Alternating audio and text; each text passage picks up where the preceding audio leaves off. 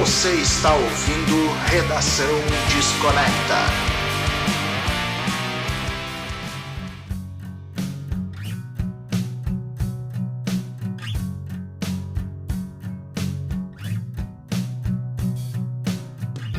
Salve Desconectors, tudo numa boa? Estamos aqui novamente reunidos com o nosso Power Trio oficial aqui, os meus amigos Marcelo Scherer e Luiz Brode, para mais um episódio aí do Redação Desconecta, que vai ao ar todas as terças-feiras às 8 horas da manhã no Spotify e às 20 horas no YouTube. E aí, senhores, tudo bem com vocês? Ninguém meteu atestado hoje? Pelo jeito não, né? Se a gente tá aqui. É, né?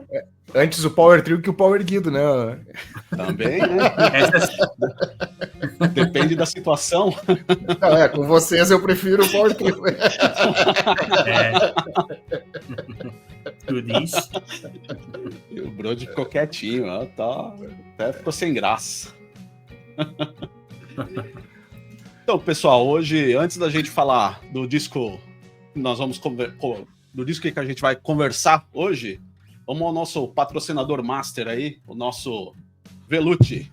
Veluti é o novo clube de discos de vinil que é feito para você, que é totalmente personalizável, totalmente gostosinho de você receber a sua caixinha personalizada todo mês com alguns gifts e um disco escolhido especialmente para você, com base do seu gosto pessoal. Você não recebe aí nenhuma surpresa no mês, algum disquinho, alguma banda que você não curta, né? Entre em velute.com.br, faça seu perfil, escolha seu plano e curta todos os meses aí uma caixa com obras de artistas independentes nos desenhos e alguns gifts aí que o pessoal da Velute manda junto com o seu disco do mês.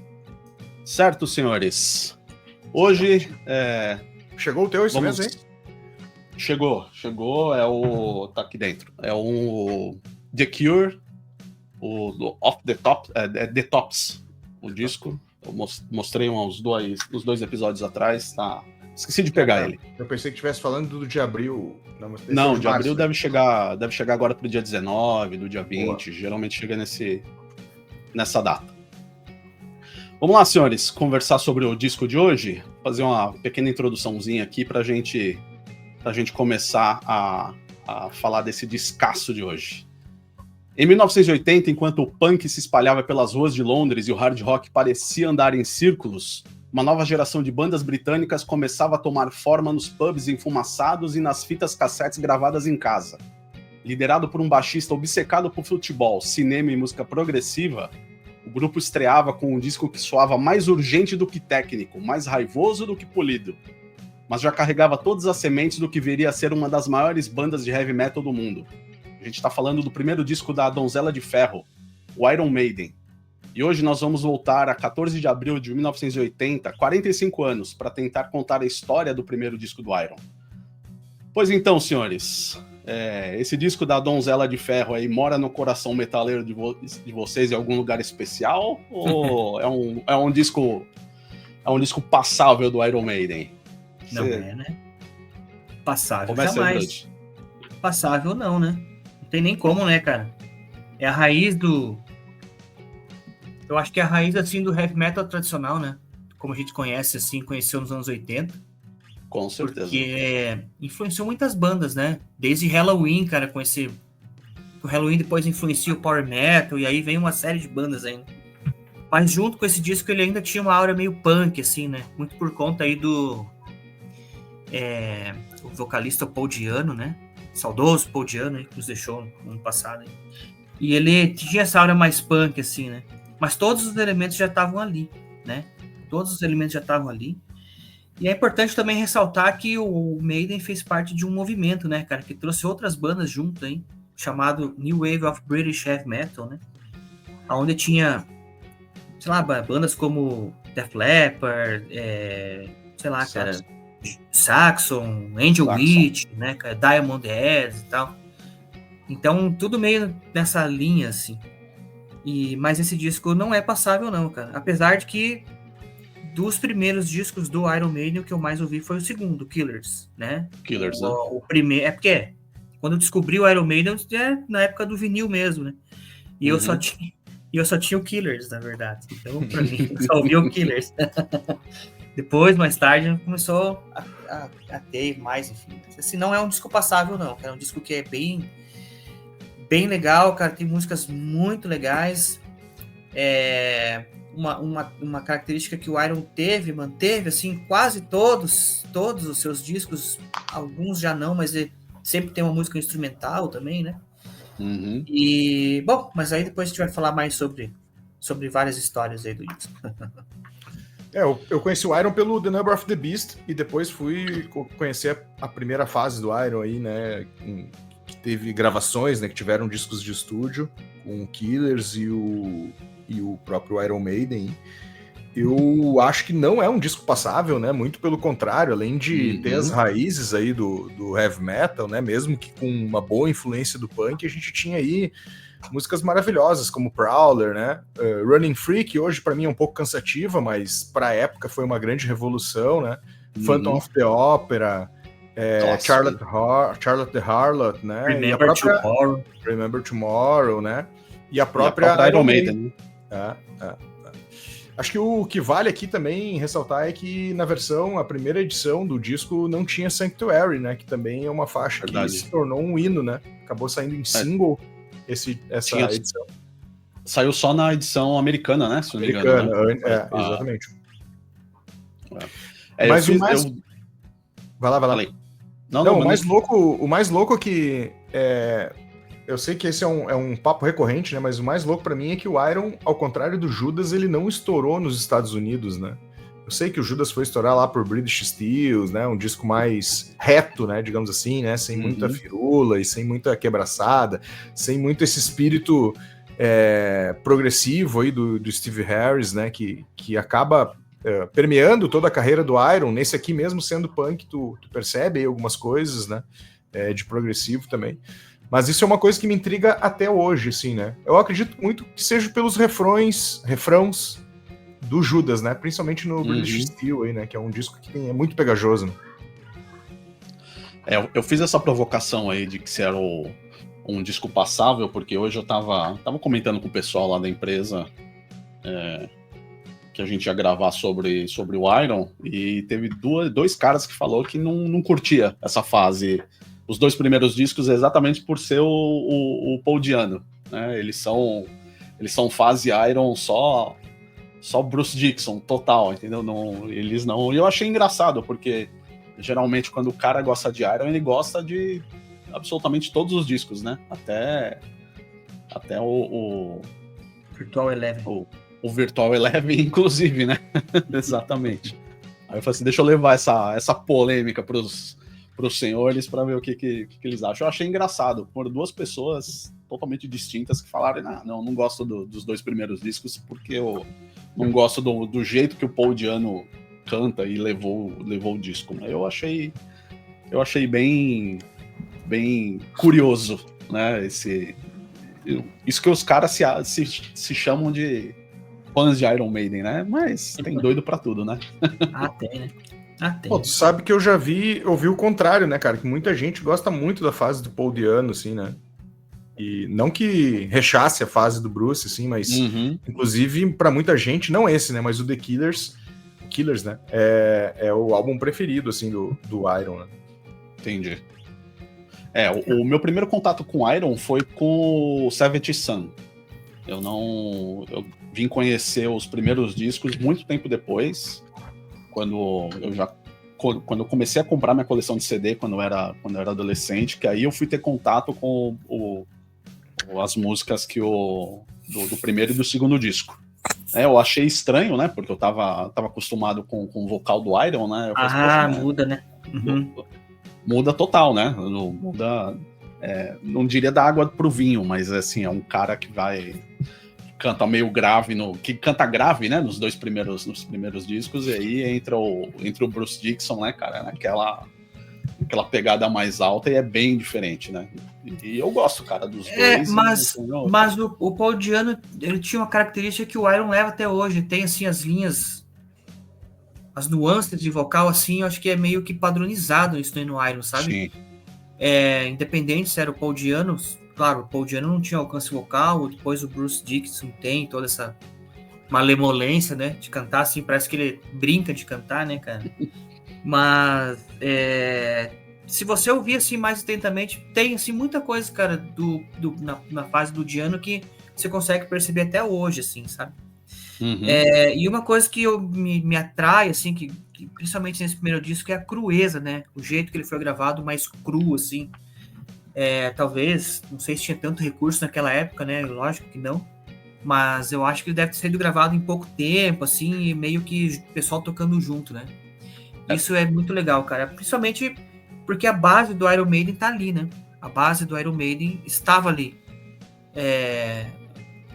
Lógico, nesse disco nós tínhamos o Dennis Stratton, né? Bom, a formação do Iron, que vinha de 77, 78 pra cá, foi um entre-sai de gente que... né? Que não parava mais, né? Não parava mais, né? Por isso que dizem que o Iron Maiden morreu quando o Paul Mario Day saiu da banda, o primeiro vocalista. Né, cara? Mas aí, tipo, teve muita gente que entrou e saiu, e aí eles se consolidaram com essa primeira formação em que gravou o Soundhouse Tapes, né? Então ali em 79 já tinha 3 músicas que já iam fazer parte desse disco aí, 3 ou 4, eu acho. 3, né? A Prowler, Invasion e Iron Maiden, né? Não, Strange World também tá no primeiro disco, então são as 4, né? Mas eu acho que Invasion é um lado B, né? Depois ele entra como lado B, enfim, cara. E na verdade, os 3 primeiros estavam ali, né? O Steve Harris, Paul Di'Anno e o Dave Murray no Soundhouse Tape. Depois entra o Dennis Stratton e aí o Clive Burr, né? Na bateria, que ficou até o Number of the Beast, acho, né? Então... Mas assim, a banda foi se consolidando, mas essa crueza, né, cara? Que tem, assim, no primeiro disco, que é uma coisa... Não é muito trabalhada. Hoje você pega as guitarras de 2020... O Senjutsu é 2023, cara? Né? 23. Dá uma diferença, assim, sabe? Porque é muito mais tecnologia, muito mais coisa ali, não, cara. Eram os caras tocando no pedal, no amplificador e deu. Tem que tirar o som que dá. Tipo, tirar lei de pedra, né? Eles gravaram em 13 dias, né, esse disco, né? Eles trocaram de produtor aí no meio do... Não sei se no meio da gravação, mas ele teve um produtor que eles descartaram porque não conseguia... que o Steve Harris não conseguia chegar, né, no som que ele queria, e falou assim, não quero esse cara não, aí entrou o Bill Malone, né, que aí depois ele assumiu e quase não se envolveu, né, deixou o Steve Harris tocar o barco lá, falou assim, não, faz aí, do jeito que você quer, você tá no contrato que quem vai mandar, né, nessa gravação vai ser você, então eu tô aqui só para assinar, né, é o cara que tá só para dar canetada, né, então... Literalmente mandar, né? Até hoje ele manda. Até hoje, literalmente, né? E vocês têm essa cópia do The Soundhouse Tapes ou em CD ou em LP? Eu tenho. Tem LP? Não, em LP é impossível você conseguir. E 500 cópias só foram... Foi lançado 500 cópias e você pagar 10 mil Não, tem CD. Mas essa coleçãozinha aí deve ter, com certeza. Michuruca, né? Michuruca, né? Passa pra cá. Eu vou procurar. Boa Costa, 464, 270. Olha lá, ele vai procurar. O LP, lá vai ele. Mas esse teu CD é pirata ou ele é o original, né? Ele tirou o fone. Tirou o fone. Agora a gente pode falar mal dele, ele não tá ouvindo.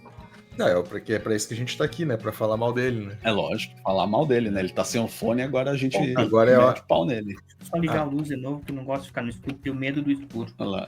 Fear of the Dark, cara. Esse é outro disco. Esse é outro episódio. Pode tirar. Pode tirar. Doido. Alô? E o engraçado... Alô. Som teste. E o engraçado, né, entre aspas, né, que essas 500 cópias aí saíram do bolso do Steve Harris, né? Aí, ó o disquinho aí. Mas é pirata ou é original esse teu aí? Mas o que tu acha? Botou um tapa-olho na hora quando eu perguntei. Mas é legal, do céu cara. no tapa-olho, assim. Eu tenho porque por uma questão assim de ter a mídia física mesmo não sendo original, né? Mas ela é bem legal, cara, vale como registro, assim. Ah, sim. Agora, com certeza. a original Eu é não tenho, impossível de ter, né? A original não tem, é um EP, né? Mas Então, a CD eu nem sei como é que foi relançado isso aí? Como eu é que não ninguém lembro sabe? também, cara. Eu acho que foi, mas também não sei se foi lançado. Não lembro. Eu acho que foi só naquele box que é a cabeça do Ed, sabe? Se não me engano, que tem nele. Acho que só saiu nesse, cara. Porque nos Digipack não saiu, né? Há uns anos atrás aí, né? Quando teve a reedição, né? De todos os discos do Iron, não saiu ele. Saíram todos, menos esse e aquele da capa branca lá de onde que é mesmo? O show lá, eu esqueci. Donington, isso, Donington Park. Só esses dois não tem Agora, é engraçado tu ver assim, que se você puxar e colocar no Mercado Livre, colocar Soundhouse Tapes, tem CD sendo vendido a R$199. Oh, maravilha, originalzaço. Original. É tão original igual quanto aquele do Pink Floyd que eu comprei. É mais ou menos isso, cara. Se não for pior, né? Tem uma aqui por R$42 aqui, ó. Isso é doido. Mas é isso aí, cara. Como registro, vale a pena. Esse aqui, na verdade, eu comprei de um cara de Portugal, cara, que trouxe importado pra mim. Veio outros importado mesmo. E não é russo. Não é russo, é português. Mas enfim, vale como registro, né? Mas o que importa é o que interessa, né? Logo depois disso eles lançaram o... Não, isso aqui é o Metallica.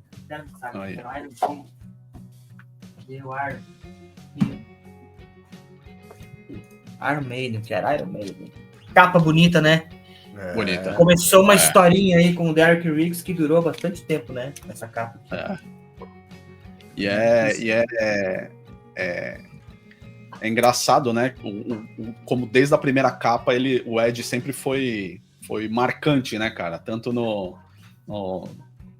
olhar, né? Como eu falei aí se você eu li um texto uma vez que o cara falando que o olhar do Ed em todas as capas do Iron sempre tá tentando passar algum sentimento pra gente, né? E nesse cara aí o cara falando assim, puta, ó, isso aí é como se, ó, cheguei chegando, entendeu? Fica esperto que eu vou pegar você, né? Tanto que, se não me engano, a edição dupla que saiu em 92, acho. 92? Acho que é 92. Não, 98, remasterizado? 90, se então, é a edição dupla, eu não lembro qual que é. Eu acho que é 98, cara. A capa, 92. Inclusive, os olhos do Ed nessa remasterização tá diferente, tipo umas bolas. Tá diferente. Uhum. Isso, exato. E aí tem no segundo disco, né, que tem nessa edição, tem um desenho do Ed esfaqueando a Margaret Thatcher, né? Mas essa aí é a capa do single, né? É a capa do single a capa de um single, essa eu não sabia. Eu acho que, se eu não me engano, é a capa do single do Sanctuary. Entendi. E aí tem antes disso, né? Se você for pegar, tem a capa do single de Woman in Uniform, que tem a Margaret Thatcher segurando uma metralhadora, assim. Uhum. E tá o Ed com duas garotas, né? Então ele deve estar ali naquela rua tradicional ali, que deve ser a Cassia Avenue, né? Deve ser por ali. Uma delas deve ser a Charlotte, enfim. E aí depois, na outra foto, nessa capa do single do Sanctuary, ela aparece daí morta, né? Esfaqueada. Entendeu? Não, é que se você tivesse lido a minha resenha que saiu lá no Desconecto, você vê todas essas fotos. Mas eu não li. Lógico, né? Aí você fala de mim quando eu não ouço o teu podcast. Então, estamos inscritos agora, tá? Ele guardou no coração essa, Marcelo. Tava só... Uma hora ia sair, né, velho? Uma hora ia sair, né? Sempre tem o retorno, é lei do retorno, viu falar? Que vingativo, viu? Tá louco. De chamar, né, cara? Esse aí foi vingativo, hein? Eu queria chamar a atenção ali do que vocês comentaram sobre a gravação do álbum, assim, né? Foram feitos em 13 dias. E eu acho que vai muito além do que o Brody comentou ali, né? Das tecnologias da época. Eu acho que a questão é que era precário mesmo, né? Assim, a galera não tinha muita grana, né? Eu nem vi quanto o Steve Harris, tu falou aí, né, o valor, né, que ele gastou no 300 libras, né? Ou não? Quanto é que foi? Pra 500 cópias, né? Tá, mas quantas libras foram pra gravar o disco? Ixi, não. Falou alguma coisa, não falou? Não, o valor não falei, mas a gente busca. Faz de conta que por enquanto é 300 libras. Não, mas eu acho que deve ser mais. Mas enfim, não sei quanto é. Mas, cara, a gente tá falando de 1980, né? Ele deve ter sido gravado em final de 79, dezembro de 79, por aí. Entre dezembro e janeiro, tá aqui. No Kingsway Studios, mesmo sendo um estúdio relativamente conceituado. Cara, além da tecnologia, era muita precariedade, né? Sim. A galera... Pô, é só tu pegar os discos ali do final dos anos 70, que não tem nada a ver com Iron Maiden, mas o pós-punk ali, né? O Joy Division, né? Tá, o Joy Division ali é um clássico e tal, mas tu percebe que a crueza é grande também pela falta de estrutura, né? Assim, além da tecnologia, não era uma estrutura boa, né? Claro que nós estamos falando de Manchester, eles estão falando de Londres, né? São dois lugares, né? Manchester, muito provavelmente, uma estrutura pior ainda que Londres, né, cara? Exatamente por ser no interior e menor, né? Exato. Mas eu acho que vale também ressaltar isso, né? Além da tecnologia, é um estúdio que, olha, até vou dar uma olhada aqui, quais outros discos esse estúdio teve gravações, mas eu não me lembro, assim, de cabeça, cara. Era o King... Pode falar. As fontes aqui falam que foi entre 200 e 300 libras esterlinas na época. Isso não fala o valor correto. Eu chutei certo.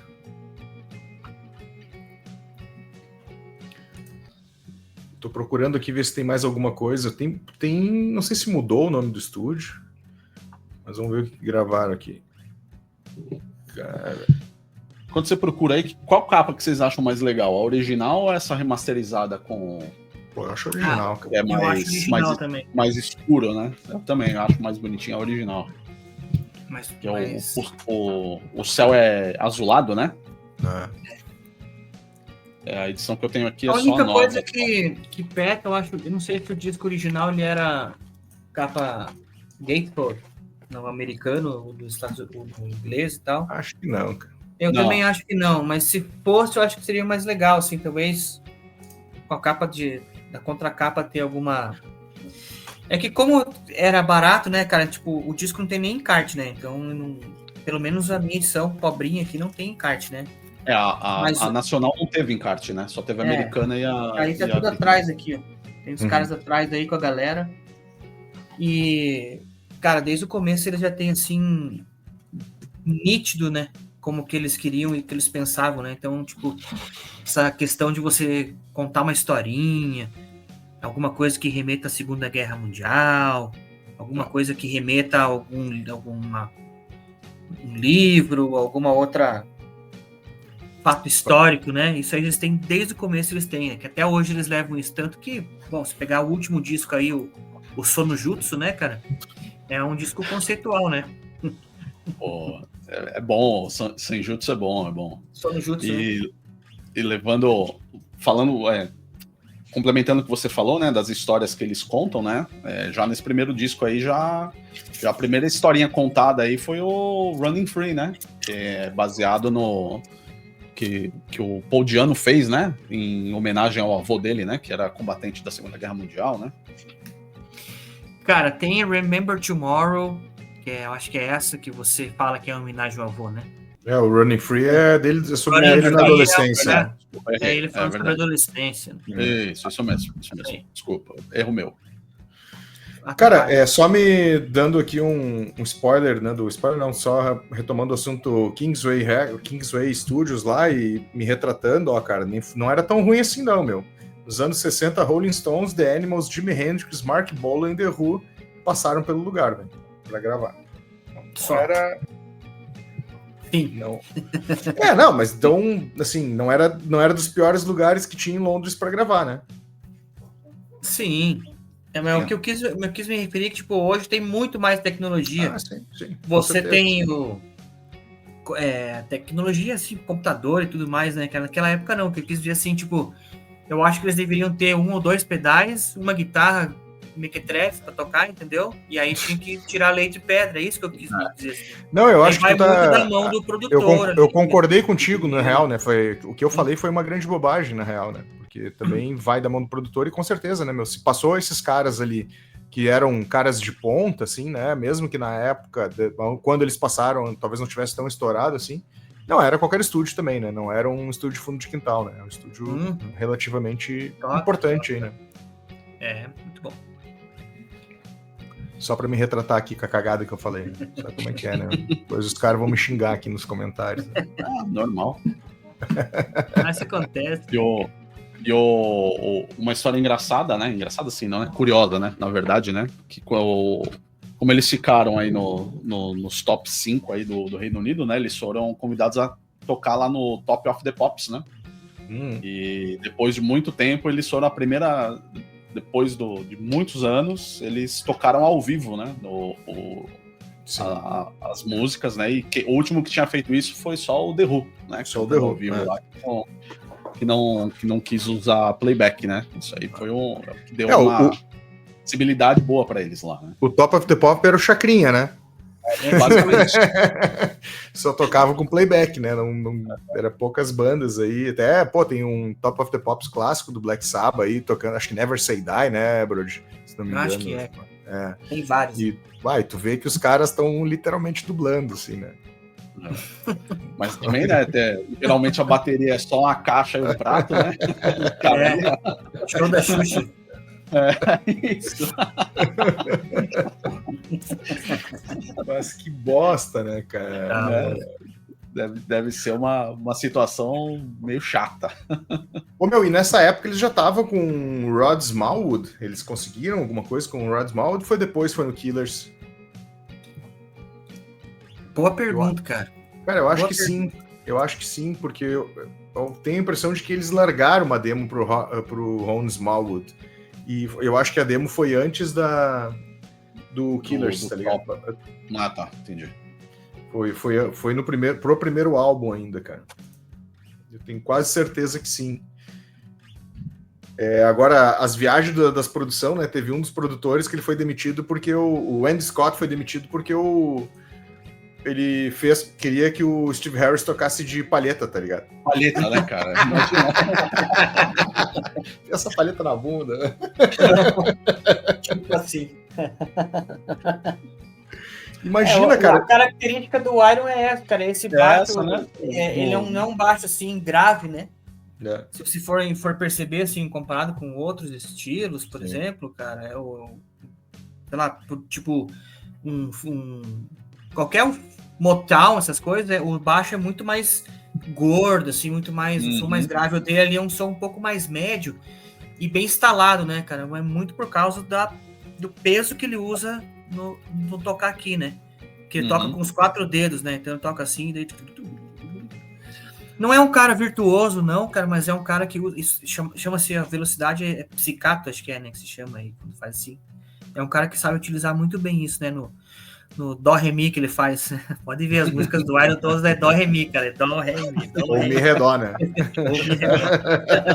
De vez em quando um Lázinho ali. Sorry. Os teus fãs do Iron vão ficar bravos comigo, cara. Uma curiosidade minha, Bruno, você toca com palheta ou no dedão? O baixo, se diz, ou o quê?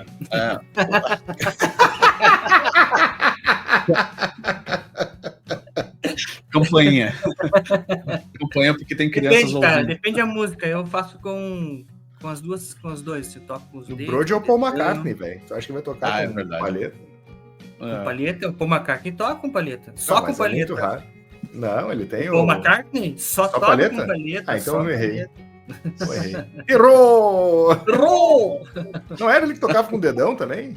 Não, o Sting. Pode crer. Sim, ele toca o Sting. Só errei a banda.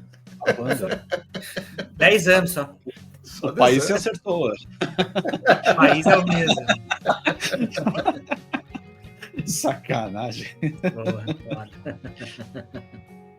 Cara, às vezes eles fizeram bem com esse disco aí, né? Chegaram à quarta posição do... Quarta posição. Pô, pra um disco... Fizeram mais de 100 shows, né? E abriram pro Caralho, Kiss, O Judas. Judas. É, Os caras isso aí, cara. chegaram com o pé no peito já, né? Um disco de verdade. estreia, né? É um disco que consegue, assim, ao mesmo tempo ser...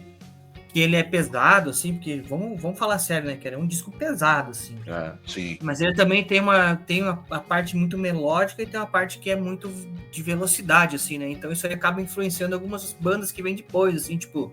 Eu falei do Halloween, né, cara? Mas Metallica, influenciado pelo Iron... o Slayer, se você vai ver, tem o Megadeth também, tem coisas que é influenciado. Todos citam o Iron Maiden como uma das principais influências, né, cara? E isso que é legal, né? Então é uma... E até hoje, né, cara? E assim, o Iron é o Iron, né? Eu acho que a hora que a banda acabar, que eu acho que o ano que vem eles fazem 50 anos, né? 50 anos de banda, tem que lembrar que eles começaram a tocar em 75, então ano que vem... Né? Então eles estão fazendo 50 anos, o ano que vem não, esse ano, né? 50 anos... eu acho que vai chegar um momento que o Iron vai acabar. E aí, como será o mundo sem o Iron Man, cara? Já fizeram essa pergunta? Porque o Nico McBrain já não tá mais entre nós, né? É uma questão de... Entre nós ele tá, né? Ele não tá na banda. Tá bom, foi uma falha. Pois é, tem isso, né? Eu diria que o Iron é a banda queridinha, talvez, de todos os metaleiros, digamos assim. Pelo menos. Tá no mundo, Marcelo. No Brasil, com certeza, né? Isso se deve àquele Rock in Rio, né? Eu sempre coloco um disco do Iron pra ouvir aqui, cara. Eu ouço desde moleque, então, cara, pra mim é uma banda que sempre esteve presente nas minhas audições, então não tem como eu não gostar e falar alguma coisa mal dos caras, né? Então, eu sou... não é a minha banda preferida, mas é uma banda que mora no coração peludo desse headbanger aposentado. Pô, cara, eu lembro que, como eu falei, né, o Seventh Son foi o primeiro disco que eu ouvi. Cara, eu lembro que tava na rua da casa da minha mãe, eu tava jogando bola e tinha uma molecada mais velha que, cara, chegou com o disco embaixo do braço e eles ouviam na garagem da casa de um dos moleques lá. Cara, eu fiquei encantado com o som, entendeu? Eu nunca tinha ouvido nada, e aí eu, molecão de tudo lá, sei lá, devia ter uns 9, 10 anos. Né? Aí eu fui curiar pra saber que banda que era aquela, né? Aí depois, quando eu comecei a ir pra galeria do rock, essas coisas, aí eu fui atrás de todos os discos e aí é só história, né? Cara, só alegria. Só alegria, não tem... eu acho que o Iron é a banda, assim, né? Não sei de 100%, mas de um bom número, de uns 80% pelo menos, de entrada, né, assim, pro mundo do heavy metal, né, Iron, Metallica, talvez em segundo, né, depende da geração também, né, também tem mais isso também, né. Mas eu acho que a galera que pegou, que era adolescente nos anos 90, acho que pegou muito Iron como banda de entrada, Total. assim. Total. Com certeza. Do heavy metal, assim, né, foi muita porta de entrada, porque... a gente, eu me incluo nesses anos 90, porque a gente herdou muito da galera dos anos 80 no Rock in Rio lá, foi 83 o Rock in Rio? 85. Então, assim, tinha todas aquelas histórias do teu primo mais velho te contando, né, porque 5 anos, quando tu é adolescente, faz uma puta diferença, né? Porra. Faz uma puta diferença. Sim. Ou do teu tio, que é mais novo que a tua mãe, e poderia ser teu primo pela idade, né, o filho mais novo da família. Então tu tinha muitas histórias sendo contadas ali, né? E o Rock in Rio foi um marco total pro heavy metal, né? E o Iron, acho que... Eu não sei se tem algum outro país aí que ele seja tão ovacionado, talvez a Inglaterra, né? Que é o país de origem, mas quanto aqui no Brasil, né, cara? É uma banda... Cara, tu fala mal de Iron, tu compra uma encrenca violenta aí com... metade dos headbangers, mais 99% dos headbangers, né, cara? E é sempre show esgotado, né, cara? Sempre. No Brasil. Sempre, né? Festival e tudo, né? Tem uns que são muito emocionados, né, cara? Tem 25 versões desse álbum aqui, 27 do outro. Aí o Iron lança não sei o que, vai lá e compra. Daí no dia do aniversário faz a fotinha, há 5 anos a mesma foto, com toda a condição. 45 anos do primeiro disco do Iron, até 35 itens iguais, assim, cara. Tem um pessoal que é bem emocionado, assim, sabe? Mas é que, eu cara... não vejo nada de mal nisso também, É. porque, tipo, é o cara que realmente gosta da banda, né? Nós tínhamos um amigo que fazia parte do Minha Vida em Vinil, que era o Marcelo, inclusive, também, que só colecionava Metallica, ele só compra Metallica, entendeu? Ele não compra nada mais além de Metallica. Então tem gente que não compra nada mais que Iron, assim. Tudo bem, cara. Pra mim, acho um pouco de exagero e tal, mas pra mim tá tudo bem, não é? Os caras que você comprar, pra ele... É que tá o Iron, assim como o Metallica, virou uma religião, né, Brody? Assim, Religião, eu acho que mais que o Metallica, até porque o Metallica ainda teve aquelas subidas e descidas na carreira, né? Tem vendeu, Load Reload, né? O próprio Black Album, a galera mete o... E o Iron, ele manteve, de uma certa forma, fora ali o Virtual Eleven, que ele se desvirtual Eleven total ali, né? Ali foi foda de ouvir. Mas como o Júlio bem comentou no início do podcast, tem uma galera que até que é fã do Iron e acaba gostando do Virtual Eleven, né? Ouviu tantas vezes, né? Tipo assim, acabou ouvindo tanto que achou ok o álbum, assim. Ok. Eu confesso que depois de tanto ouvir ele não chega a ser um disco péssimo, mas eu acho que ele é o mais fraco do Iron. Então... Entre ele e aquele A Matter of Life and Death, o pessoal fica meio na dúvida, né, sabe? Segundo o Regis Tadeu falou e confidenciou, é o disco cristão do Iron, né? Vocês leram isso, não? Não. Ele sabe que o Regis Tadeu, ele faz aquela live toda terça-feira, segunda, não sei, eles aceitam os comentários da galera, daí alguém perguntou sobre o Iron, sei que disco, acho que o Senjutsu, ele fala que era um bom disco, mas o pessoal torce muito o nariz pro A Matter of Life and Death, que o pessoal fala Amolad, né? Que eles têm, tipo, Seven Son, SS of SS, né, cara? Tem essa mania aí. E aí ele fala que é o disco cristão porque, realmente, nessa época aí quando o Steve Harris se converteu ao cristianismo, enfim, as letras são mais ligadas a isso, né? Daí ele fala assim, só prova minha teoria que todo fã é burro.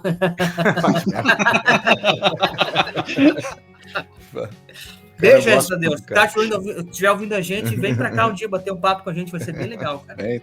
Tá convidado. Tá convidado. Só não vai dar muita dederada, senão tá louco.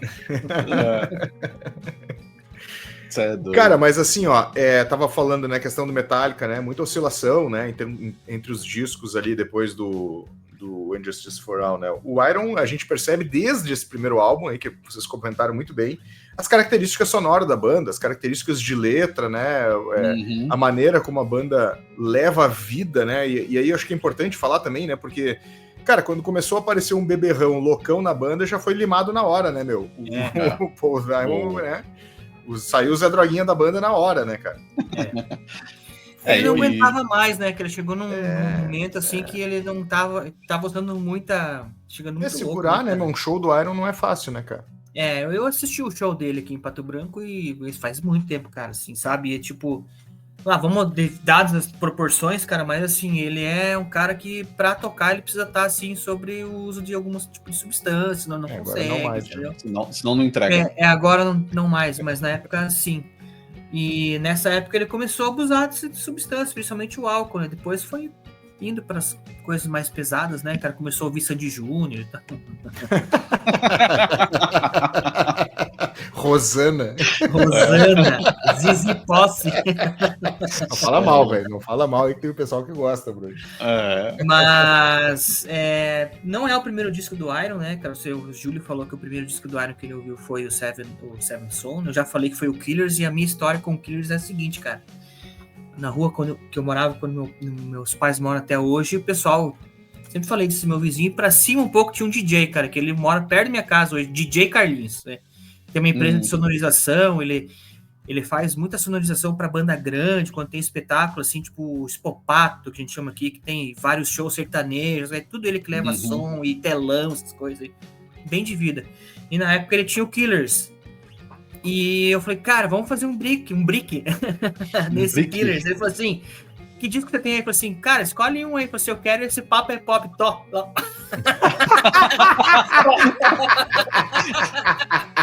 Meu, disse pra ele me ligar, eu tenho o meu copy aqui também. E nem precisa ser o Iron, velho. Nem precisa ser o Killers.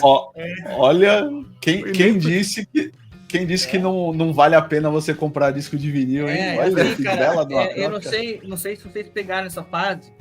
Eu também não sei se vai dar pra ver aqui. Mas não sei se vocês conseguem ver aqui, ó. Rapaz, ser mais perto, tem um desenho de caneta. O pessoal desenhava com caneta assim, pra pegar ali, ó.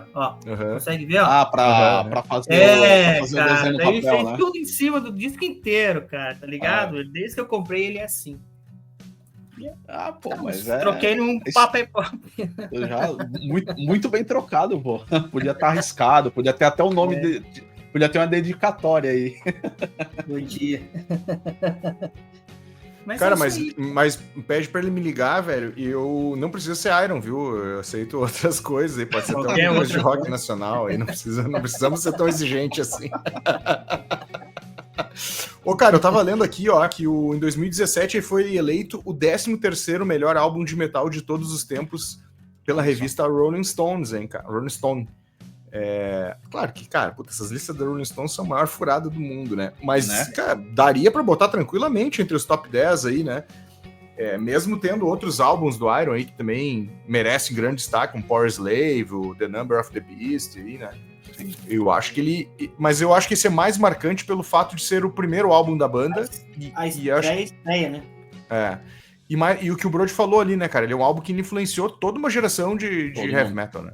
Dali pra diante surgiu, foi cair aqui no Brasil com Angra, com Viper, né? Pô, o Viper era, se bem que os caras gostavam mais do Bruce Dickinson, mas, né, as características sonoras da banda já estavam construídas aí, né? Sim. E é um disco que tem música que os caras tocam até hoje, né? Sim, Iron Maiden, principalmente, é um hino, né? Um hino, né? Eu acho que foi pensado, foi friamente calculado. É igual o Chapolin. Pra fazer isso, assim, sabe? Tipo, porque virou um hino, né, cara? É tipo a identidade, não é a identidade visual, porque a identidade visual do Iron é o Ed, mas a identidade sonora é o Iron, cara. É aquela música que você começa a tocar, o pessoal já sabe o que é, né? Dependendo se é no começo, se é no final, a galera vai. Mas outras aí também, né, cara? Não só ela, né? Não só ela, né? O Prowler, Remember Tomorrow, Running Free. Puta, Running Free, né? Cantar. Não sei como é que tá.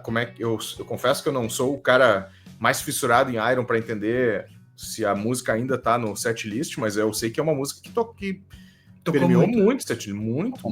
Running Free foi muito assim. Hoje acho que eles não tocam mais, assim, é meio ficou esquecida. Tem muita música, né? Tem muito disco novo, então tem que tocar, tipo, por exemplo, nessa turnê que eles estão fazendo aí, que fizeram a última que tinha tocando junto com o Somewhere in Time, né? É isso? Isso. Era a mistura do Somewhere in Time com o Senjutsu, né? E agora, então, eles vão fazer uma turnê de 50 anos onde eles vão tocar pelo menos uma música dos 10 primeiros discos até o Fear of the Dark. Então, vai ter que escolher bem, assim, tipo, qual que vai ser, qual que vai, né? Porque, tipo, você toca uma e deixa uma de fora, cara, o cara que paga ingresso, ele vai xingar muito no Twitter, cara. Você não tem dúvida, tá ligado?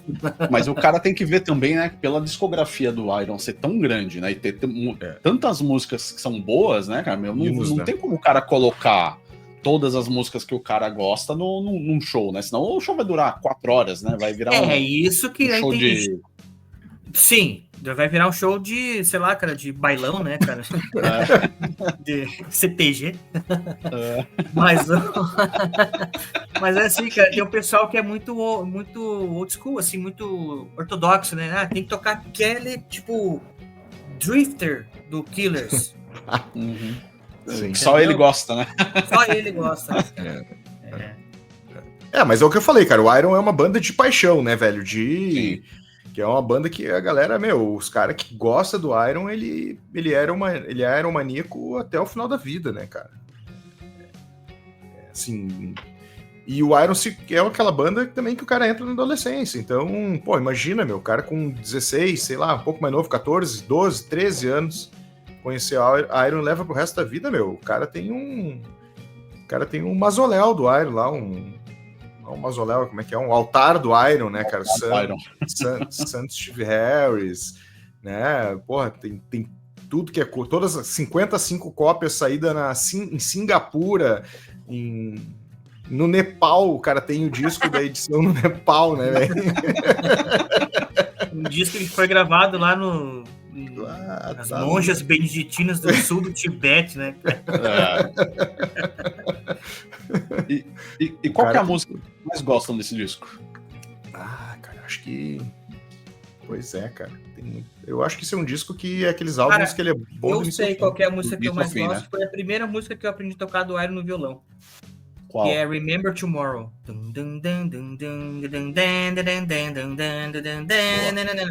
Primeira música que eu aprendi a tocar no violão, assim, tipo, lógico, né? Em 1900 e bolinha, Ari Toledo.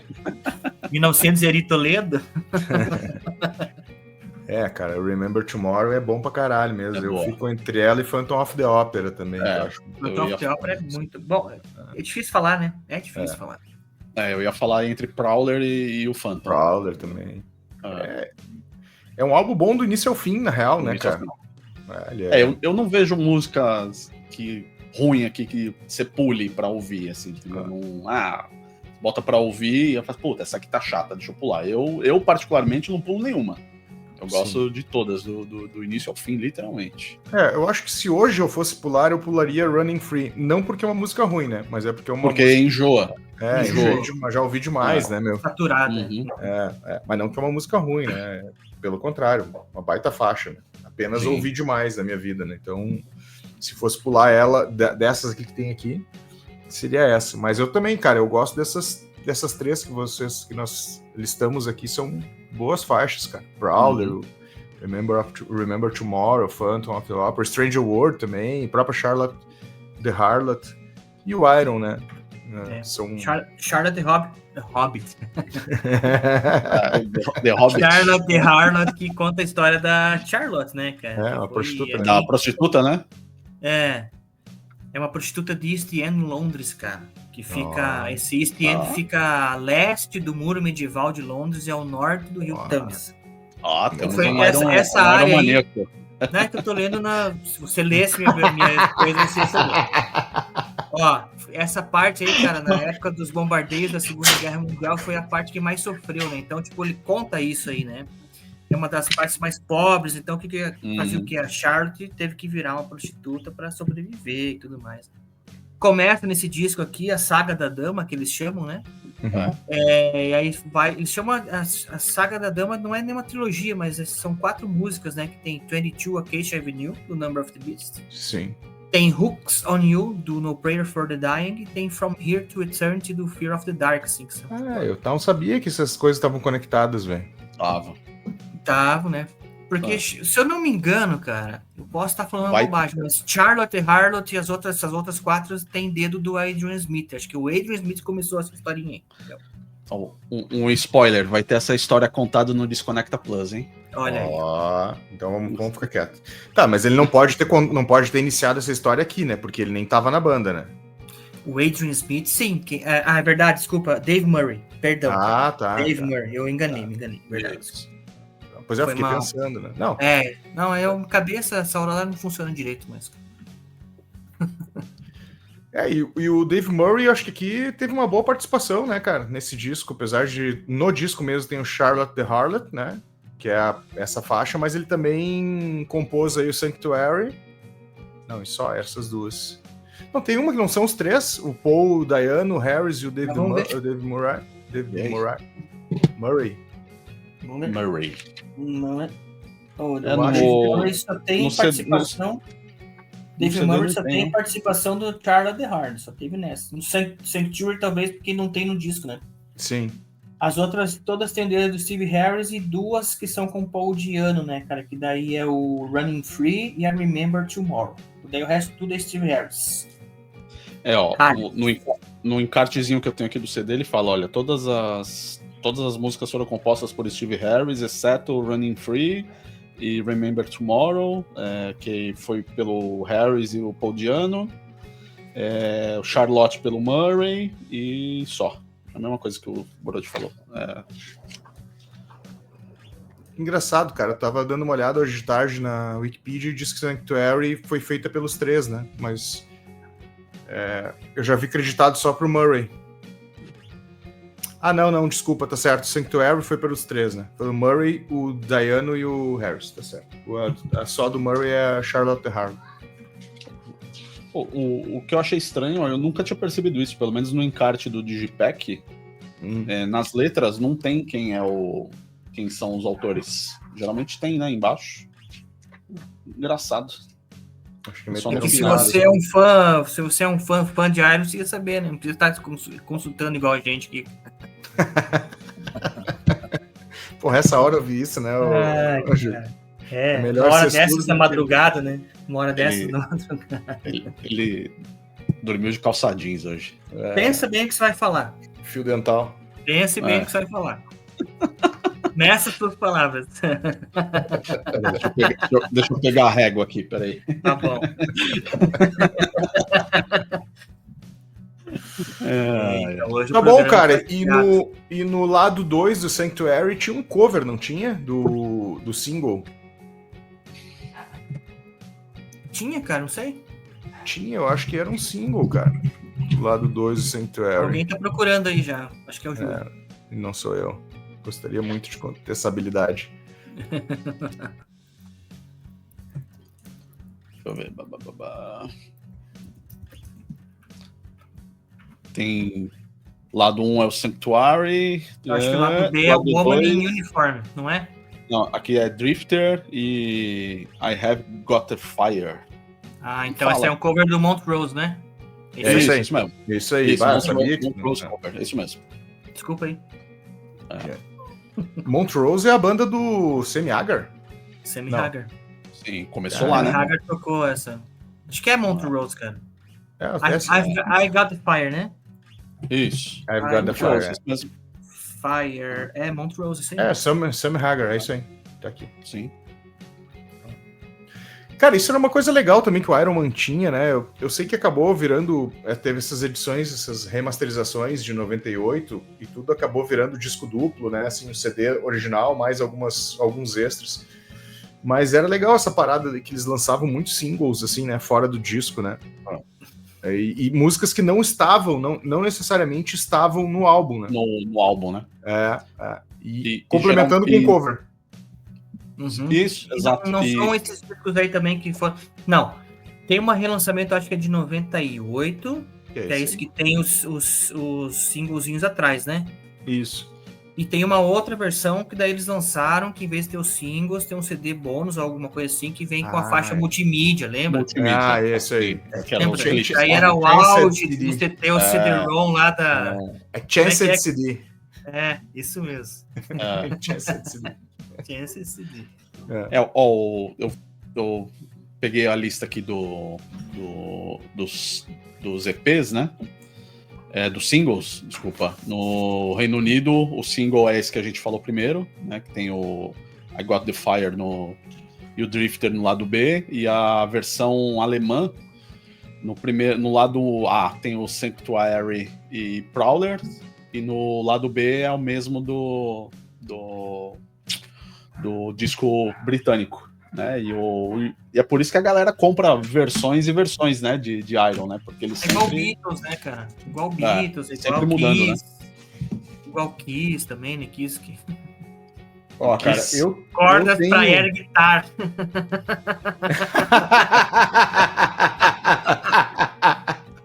Saca. Eles eu- têm isso aí, cara. Eu tenho esse single aqui que eu me lembro que eu comprei na adolescência, cara. E faz muitos anos que eu não ouço até. Tem que ver direitinho, meu. Eu não sei, cara. É um Iron Maiden. Na parte lateral tá escrito Running Free e Run to the Reels. Eu tô achando que isso aqui é da época do Bruce, né? Porque Eu acho que sim. que o Iron olha já aqui, era- ó, olha na contracapa, ó. Ele ali. É o show do Real Dead One, Real Live One. Live acho After Death. Live After Death. Será? Uhum. Aqui, Running Free, Sanctuary, Mothers in the Rue Morgue, Run to the Hills, Phantom of the Opera, Lucifer's Word e Listen with Nickel Part 4. É isso aí. Lucifer's Mas Word, acho que é um cover. É com ao certeza. vivo esse disco? Esse Cara, ou não não? me lembro, mas eu acho que sim, cara. É de 85, cara. Então 85 é já era o do Live After Live Death. After Death. Ah. Então, a com versão certeza... original tinha 3 ou 4 músicas cortadas, né? Daí, qual que era que não tinha nas últimas ali? Eram 2 ou 3 que não tinha. Daí depois, quando eles lançaram esse CDzinho aí que tem o parte 2, aí vem as que tudo ao foram vivo, tá limadas do escrito. disco. Tudo ao vivo. Isso eu não conhecia esse disco, não. E que loucura que é o seguinte, cara, tem Side 1 e Side 2, né? Do tipo, como se fosse realmente o single, né? Assim, Olha só. Tá marcado no CD, é isso? Tá marcado aqui em cima Side 1 e Side 2. Entendi. Interessante. E o outro como se fosse um CD bônus, assim, né? Mas na realidade é tudo o mesmo CD, né, cara? Olha que viagem, né, cara? Esse eu não conhecia, não. Doideira. E tudo ao vivo. Tudo ao vivo. Inclusive aquele show do Long Beach Arena, né? Que é o mais famoso deles nos Estados Unidos, né? Se não me engano, né? Uhum. Um do Hammersmith Odeon, outro do Hammersmith, é isso aí, só dos dois, do Hammersmith Odeon e do Long Beach, Live at Long Beach Arena, nos Estados Unidos, em março de 85. Que é o show Com que certeza. compõe o Live After Death. Live After Death. Boa. Nem lembrado. E vocês acham que esse disco ele entra num top 5 aí de melhores discos de estreia de banda? Boa. Historicamente, sim. Né? Acho que historicamente, sim. Pelo todo o contexto, né? Do que vem depois, exato, né? Isso aí, com certeza. Exato. Aí vai do gosto pessoal, aí acho que cada um tem o seu, né? Mas é um disco super importante para a história do heavy metal, né? Importante quando The Number of the Beast, que a galera ovaciona até hoje, com a entrada do Bruce, né? Para mim, ele tá no mesmo nível de importância histórica, assim. Concordo. Apesar de, cara, eu tava pensando aqui, ó, eles se formaram em 75, né? Uhum. Acho que é por isso também que eles tiveram uma boa aceitação de público, porque deu tempo para eles criar uma base de fãs ali, né? Em Londres também, né? Então, não foi à toa que esse disco entrou em um top 4 de algum chart inglês aí, porque já tinha o Steve Harris. O Steve Harris sempre foi bom em marketing, né, cara? Eu acredito que isso vem com ele desde a adolescência, né? Por mais que ele. Claro que o cara, quanto mais novo, o cara menos profissional no sentido de buscar as informações, entender todo o contexto musical. Mas eu acho que ele sempre trabalhou muito bem, assim, a banda sempre teve um conceito muito bom no underground britânico ali, né? Então não é à toa que ele pegou um top 4 aí, né? Já tinha uma base de fãs consolidada, né?